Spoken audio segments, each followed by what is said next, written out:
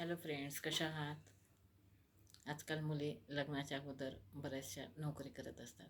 त्या स्वतंत्र असतात, स्वतःच्या पायावर उभ्या असतात. त्यांची काही स्वप्न असतात. तर लग्न झाल्यावरही त्यांना नोकरी कंटिन्यू राहावी अशी वाटत असते. तर त्यासाठी त्यांना नोकरी करत असताना त्यांच्या घरच्यांची साथ आवश्यक असते. तर माझ्या छोट्या बहिणीचं उदाहरण देईल तुम्हाला.